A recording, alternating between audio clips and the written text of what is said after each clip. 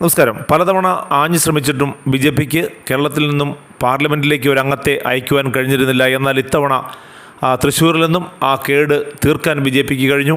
അത് സുരേഷ് ഗോപി എന്ന കേരളത്തിൻ്റെ സ്വന്തം സൂപ്പർ സ്റ്റാറിലൂടെയാണ് എന്നതാണ് ഏറ്റവും രസകരമായ കാര്യം. ഇതിനു മുമ്പും സുരേഷ് ഗോപി തൃശ്ശൂർ മണ്ഡലത്തിൽ തൃശ്ശൂർ പാർലമെൻറ്റ് സീറ്റിൽ മത്സരിച്ചിട്ടുണ്ട്. പക്ഷേ അപ്പോൾ ദയനീയമായ പരാജയമായിരുന്നു ഫലം. അതുകൊണ്ട് തന്നെ ഇത്തവണ എങ്ങനെയും വിജയിക്കുക എന്ന വാശിയോടുകൂടി തന്നെയാണ് അദ്ദേഹം തൃശ്ശൂരിൽ മത്സരത്തിനിറങ്ങിയത്. മത്സരിക്കുന്നതിന് മുൻപ് തന്നെ തൃശ്ശൂർ എനിക്ക് വേണം, തൃശ്ശൂർ ഞാനിങ്ങ് എടുക്കുകയാണ് എന്നുള്ള പ്രസക്തമായ വാചകത്തിലൂടെയാണ് സുരേഷ് ഗോപി അവിടെ പ്രചാരണത്തിന് തുടക്കമിട്ടത്. ഇത് വലിയ തോതിൽ ആളുകൾ ഏറ്റെടുക്കുകയും സുരേഷ് ഗോപി അവിടെ നിന്ന് വിജയിപ്പിക്കുകയും ചെയ്തു. വിജയിച്ച ശേഷം അദ്ദേഹം കേന്ദ്ര ക്യാബിനറ്റ് റാങ്ക് മന്ത്രിയായി വരും എന്നായിരുന്നു പൊതുവെയുള്ള കണക്ക് കൂട്ടലെങ്കിലും അദ്ദേഹത്തിന് സഹമന്ത്രി സ്ഥാനമാണ് കിട്ടിയത്.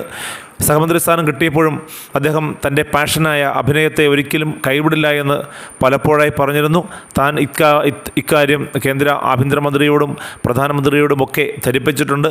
എന്നാൽ അതിൽ നിന്നും അനുകൂലമായ ഒരു പ്രതികരണം അല്ല ലഭിച്ചത് എന്ന് ആദ്യം പറഞ്ഞുവെങ്കിലും ആഭ്യന്തരമന്ത്രി അമിത്ഷാ ഇക്കാര്യത്തിൽ ഒരു സമ്മതം തനിക്ക് തന്നിട്ടുണ്ട് എന്ന് അവസാനം പറയുകയും ചെയ്തു.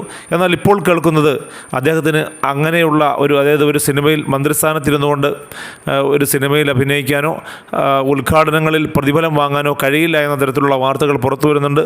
ലോക്സഭാ മുൻ സെക്രട്ടറി ജനറലായ PDP ആചാര്യാണ് ഇക്കാര്യത്തെക്കുറിച്ച് ഒരു വ്യക്തത വരുത്തിയിരിക്കുന്നത്. അതായത് മന്ത്രിസ്ഥാനത്തിരുന്നുകൊണ്ട് മന്ത്രി എന്ന് പറയുന്നത് ഫുൾ ടൈം ജോലിയാണ്. അങ്ങനെ ഒരു ജോലി ചെയ്യുന്ന ആൾക്ക്, സർക്കാർ സർവീസിൽ നിൽക്കുന്ന ആൾക്ക് ഒരു കാരണവശാലും വേറെ മറ്റൊരു ജോലി ചെയ്യാനോ അതിൽ നിന്നും പ്രതിഫലം വാങ്ങുവാനോ കഴിയില്ല. ജോലി ചെയ്യുന്നതിന് കുഴപ്പമില്ല, പക്ഷേ പ്രതിഫലമില്ലാത്ത രീതിയിലുള്ള ജോലി ആയിരിക്കണമെന്നാണ് ഈ ലോക്സഭ മുൻ സെക്രട്ടറി ജനറൽ PDP ആചാര്യ പറഞ്ഞു വയ്ക്കുന്നത്.